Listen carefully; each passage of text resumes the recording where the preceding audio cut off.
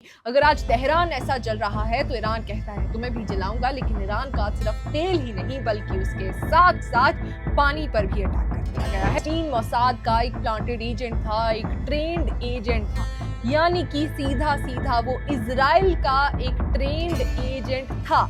Iran के पानी पर भी क्राइसिस लाने की पूरी कोशिश की गई है। तो अब अगर ईरान डूबेगा तो वो सामने वाले को भी छोड़ेगा नहीं।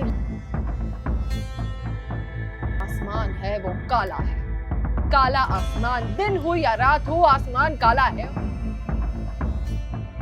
ये बात ईरान साफ कर चुका है कि अगर हम मरेंगे तो तुम भी आर्थिक स्थिति से ऐसे जाओगे जो तुमने कभी सोचा नहीं होगा। नालियों से लेकर शहरों तक हर चीज जला दी गई जब ऑयल बैरल्स पर अटैक किए गए। जो एप्स्टीन था उसने मुझे ट्रम्प के पास एक कमरे में छोड़ दिया था, और जो उसके बाद उसने करने की कोशिश की वो हम सब बखूबी जानते हैं। लेकिन वो औरत कहती है जब मैंने खुद को बचाना चाहा तो ट्रम्प ने मुझ पर हाथ तक उठाए। ट्रम्प के खिलाफ ऐसे ऐसे सबूत हैं इजराइल के पास जो कि खुद एप्स्टीन फाइल्स में भी शायद मौजूद नहीं है।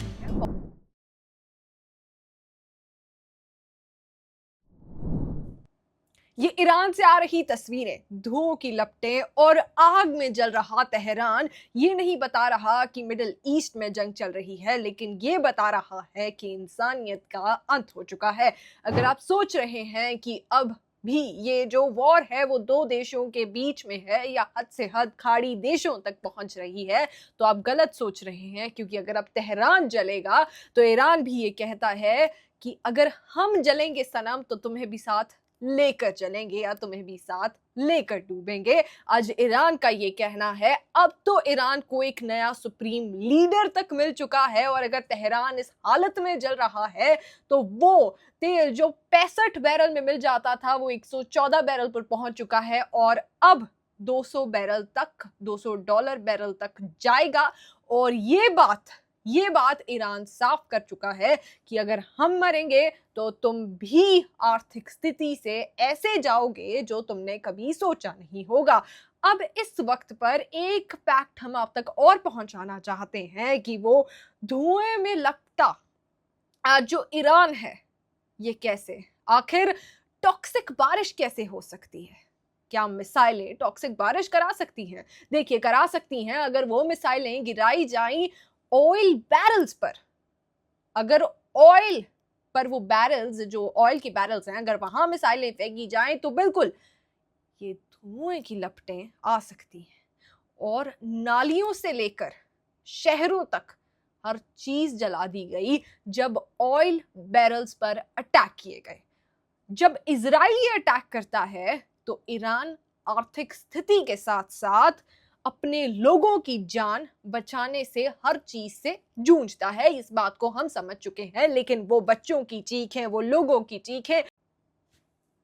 और आपको याद करा दें, याद कीजिए जब एक बार जापान पर अटैक हुआ था और वहां फिर पुश्तों तक लोग नॉर्मल नहीं पैदा हुए थे, कितनी बीमारियां लग गई थी। एक 1983 का भी एक वॉर अटैक था जब आर्थिक स्थिति से लोग जूझे थे।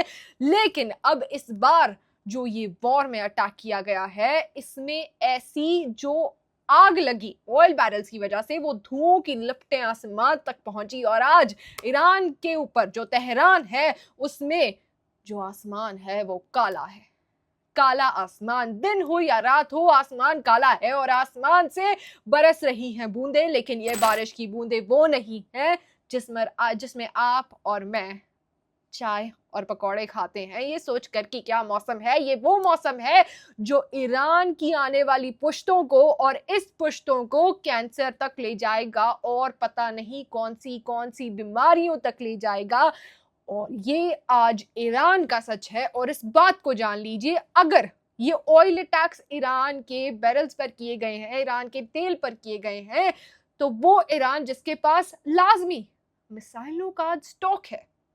मानते हैं हम इस बात को, बहुत बैलिस्टिक मिसाइल्स होंगी, लेकिन अगर तेल से ईरान जूझता है तो दुनिया भी तेल से जूझेगी। और इसके बाद तो ईरान ने, जैसे हमने आपसे कहा कि मैं डूबूंगा तो तुम्हें भी लेकर डूबूंगा, ईरान ने बहरीन के ऑयल रिफाइनरीज पर अटैक करना शुरू कर दिया।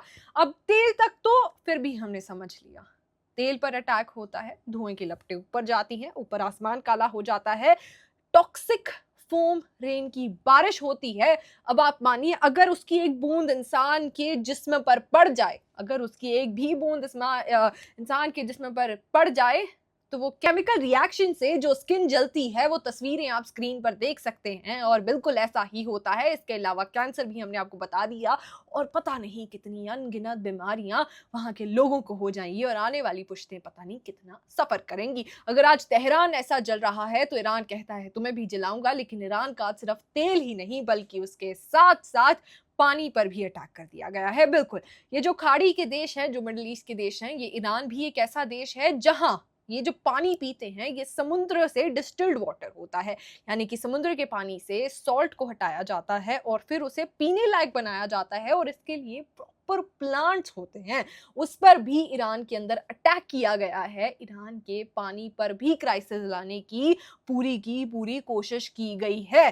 तो अब अगर ईरान डूबेगा तो वो सामने वाले को भी छोड़ेगा नहीं, लेकिन अब ट्रंप अपने पॉलिटिकल सुसाइड तक तो जरूर पहुंच चुका है, क्योंकि अगर हम आपको एक ऐसा फैक्ट बता दें जिससे आप चौंक जाएंगे, लेकिन आखिरकार ऐसा हो कैसे सकता है ये भी बताएंगे। तो देखिए, अब आखिरकार पिछले 6 जो प्रेसिडेंट रहे हैं यूएस के, ये पहला ट्रंप ऐसा प्रेसिडेंट नहीं है जिससे इजराइल ने कहा कि तुम अटैक करो।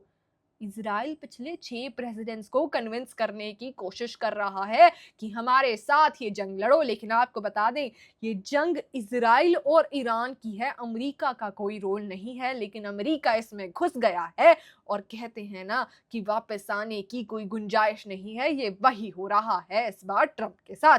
जब हम ट्रंप की बात करते हैं तो ट्रंप क्यों फंसा हुआ है, इसमें भी बहुत बड़ी एक कॉन्स्पिरेसी छुपी है। इसमें एप्स्टीन फाइल्स से लेकर हर चीज का जिक्र होता है और एफबीआई की एक रिपोर्ट खुद कहती है कि एप्स्टीन जो था, तीन मोसाद का एक प्लांटेड एजेंट था। ये एफबीआई की रिपोर्ट कहती है, ये हम नहीं कह रहे, ये एफबीआई की एक रिपोर्ट कहती है कि एप्स्टीन मोसाद का एक प्लांटेड एजेंट था, एक ट्रेंड एजेंट था, यानी कि सीधा सीधा वो इजराइल का एक ट्रेंड एजेंट था। अब खुद सोचिए, एक ऐसा आदमी जो दुनिया के पॉलिटिशियंस को अंडर एज लड़कियों प्रोवाइड करता था और उसके साथ साथ ये धंधा कर रहा था, पैसे कमा रहा था, लेकिन खुद भी तो फंसता जिस दिन फंसता, और फंस भी गया। ये काम उसकी मौत की वजह भी बन गया, ये सब हम बखूबी जानते हैं। लेकिन हर फाइल मेंटेन की थी उसने, हर चीज की सीसीटीवी रिकॉर्डिंग थी उसके पास, हर आदमी के रिलेटेड प्रूफ थे उसके पास, जिसका चाहे करियर तबाह कर सकता था। ऐसे ऐसे प्रूफ बनाए थे उसने, हर चीज की रिपोर्ट रखी थी। ऐसा क्यों किया? क्योंकि अगर उनसे किसी और का करियर खत्म होता तो वो भी तो जाता ना। लेकिन ऐसा इसलिए किया गया, ये आज हम समझ सकते हैं इस एफबीआई की रिपोर्ट से, कि वो इजराइल का एक प्लांटेड एजेंट था। और अगर इजराइल ने प्लांट किया था, अगर मोसाद का एक एजेंट था, तो यानी आज ट्रंप के खिलाफ ऐसे ऐसे सबूत हैं इजराइल के पास जो कि खुद एप्स्टीन फाइल्स में भी शायद मौजूद नहीं है। बहुत कुछ हमारी आंखों से आज भी ओला है, लेकिन वो इजराइल जानता है। और शायद यही वजह है जिसकी वजह से इजराइल ट्रंप को लगातार ब्लैकमेल कर रहा है और ट्रंप को ये जंग लड़नी पड़ी। लेकिन अब ट्रंप जंग तो लड़ने लगा, लेकिन वो ट्रंप जो बादशाहों की तरह रहता था, आज वो घुटने टेकने पर क्यों आ गया है? क्योंकि जंग तो लड़ रहा था, लेकिन जब अपनी जनता खिलाफ हो जाए तो भैया कहाँ बहारा बादशाह बन सकते हैं। अगर अपने घर में भी इज्जत ना हो तो बाहर तुम्हें कौन दो जन जानेंगे। ट्रंप के साथ वही बात हो रही है। अपने घर में जब ट्रंप में यूएस में जो लोग हैं वो खुद प्रोटेस्ट पर उतर आए हैं, वो कहते हैं कि हम क्यों बर्बाद हो रहे हैं। क्योंकि ये बात जान लीजिए, अब ये जो हो रहा है आज Israel America versus Iran war, जो दुनिया को खाक कर सकती है, ऐसा क्यों कह रहे हैं? क्योंकि आर्थिक स्थिति से ये जो बर्बाद कर रही है। ऑयल के प्राइसेस ऐसे आसमान को छूने वाले हैं जो आपने कभी सोचा नहीं होगा। क्योंकि आप जान लीजिए, अब ऑयल के प्राइसेस से लेकर आज आप सोएंगे कल जब आप उठेंगे आपको नहीं पता ये दुनिया वो सेम होगी जो आज है या नहीं। ऐसा क्यों? क्योंकि जब ऑयल नहीं होगा इलेक्ट्रिसिटी पर इफेक्ट पड़ेगा। हो सकता है कल को जो सबसे अच्छे शहर माने जाते हैं हर देश में, इलेक्ट्रिसिटी ना हो वहां पर। और ऐसा क्यों? क्योंकि तेल भैया, तेल। उसके बाद आता है ये जो इंटरनेट जिससे आप और मैं आज सब कुछ जान सकते हैं, ये भी नहीं रहेगा अगर तेल पर बात आती है।